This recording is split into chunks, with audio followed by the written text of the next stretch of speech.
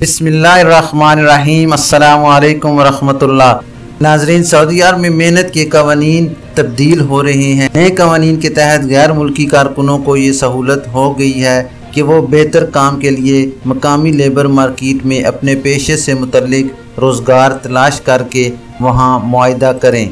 नए कवानीन में कफ़ालत सिस्टम की जगह वर्क एग्रीमेंट की अहमियत होगी। मुलाजमत के मुआहदे की पासदारी करना वीकेंड के लिए लाजमी अमर करार दे दिया गया है। मौजूदा कानून के तहत आजिर और अजीर के माबैन किए जाने वाले मुआहदे को किसी भी इख्तलाफ में कानूनी दस्तावेज़ की हैसियत हासिल होगी। इसलिए मुआहदा मुलाजमत पर दस्तखत करने से पहले लाजिम है कि शराइत को अच्छी तरह समझ लिया जाए ताकि बाद में किसी किस्म की दुश्वारी ना हो। नाज़रीन, कैसे करंट इवेंट्स के कायरीन की जानिब से फेसबुक पर और ट्विटर पर और यूट्यूब पर मुख्तलिफ मौदूआत पर सवालात अरसाल किए गए हैं, जिनके जवाबात मरवजा कानून की रोशनी में दिए जा रहे हैं। फेसबुक से अल्ताफ़ हुसैन साहब का सवाल है कि 1 साल पहले मेरा हुरूब लगा था, मैं पाकिस्तान किस तरह जा सकता हूँ? आपके लिए जवाब है जनाब कि सऊदी अरब में गैर मुल्की कारकुनों के लिए लाजमी है कि इकामा कवानीन पर अमल करें। कानून के मुताबिक गैर मुल्की कारकुनों के लिए लाजमी है कि अपने कफ़ील या इदारे के अलावा किसी और जगह काम ना करें। मौजूदा कवानीन के मुताबिक ऐसे गैर मुल्की जो अपने कफ़ील या इदारे के अलावा कहीं और काम करते हैं जिसके वो बाकायदा अजीर सिस्टम से इजाज़त नहीं लेते, वो कानून की खिलाफ वर्जी के मुर्तकिब होते हैं। ऐसे कारकुन जो अपने कफ़ील या इदारे से फ़रार हो जाते हैं, इनके खिलाफ हुरूब फ़ाइल किया जाता है। जिस कारकुन का हुरूब फ़ाइल हो गया हो उसे चाहिए कि वो फौरी तौर पर अपने कफ़ील से रब्ता करके उसे 2 हफ्ते के अंदर कैंसिल कराए। बसूरत दीगर इसकी फ़ाइल को फ्रीज़ कर दिया जाता है और कारकुन को ब्लैक लिस्ट की कैटेगरी में शामिल कर दिया जाता है। आपके केस में हुरूब 1 साल पहले लगा था और आपने कोई कार्रवाई नहीं की, इसलिए आपकी फ़ाइल भी फ्रीज़ कर दी गई है। जिस कारकुन की फ़ाइल फ्रीज़ हो जाए, इसके तमाम सरकारी मामलात रुक जाते हैं, जिनमें इकामे की तजदीद, खुरूज ओहदा या फ़ाइनल एग्ज़िट वगैरह भी नहीं लग सकता। हुरूब वाले कारकुन जब तक अपने मामलात को दुरुस्त नहीं कराते, यानी उन इल्ज़ामात को ख़त्म नहीं कराते जो इन पर आयद किए गए हैं, इनका खरूज नहाए नहीं लगाया जा सकता। आपको चाहिए कि सफारत खाने के शोबा वेलफेयर से रब्ता करें ताकि मामले को कानूनी तौर पर हल करके आपका खरूज नहाया लगाया जा सके। याद रहे नाजरीन कि मुमलकत से डिपोर्ट होने वालों को मुख्तलिफ मुद्दत के लिए मुमलकत में ब्लैक लिस्ट कर दिया जाता है। वो इस दौरान किसी दूसरे वीज़े पर मुमलकत वापस नहीं आ सकते।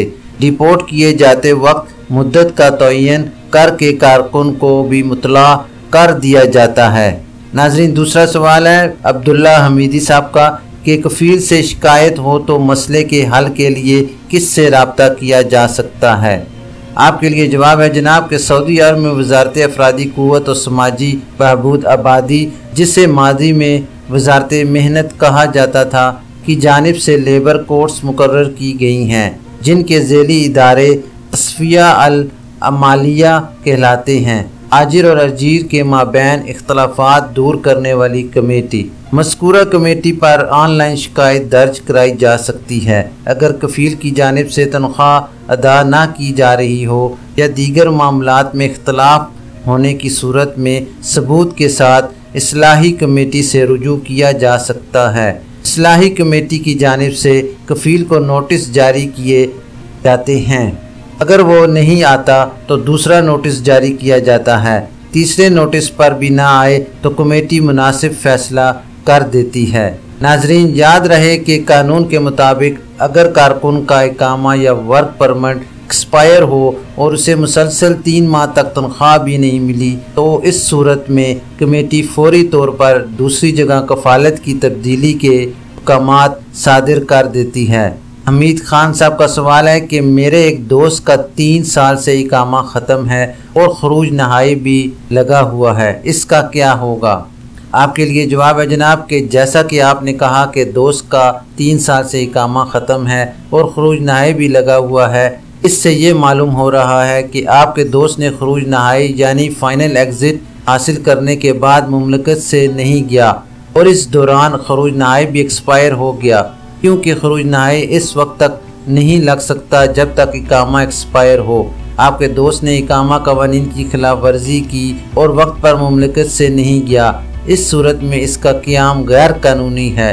जैसा कि आपने बताया कि इकामा भी 3 साल से एक्सपायर हो चुका है। इसका मतलब ये है कि कफ़ील से खरूज नहाई लेने के बाद आपके दोस्त ने इससे रब्ता भी नहीं किया, जो गलत है। अगर आपके दोस्त को जाना नहीं था तो इसे चाहिए था कि खरूज नहाई वीज़े के बाद दी जाने वाली 60 दिन की मुद्दत के अंदर इसे कैंसिल कराने के बाद इकामा तजदीद करवाता, मगर ऐसा नहीं हुआ।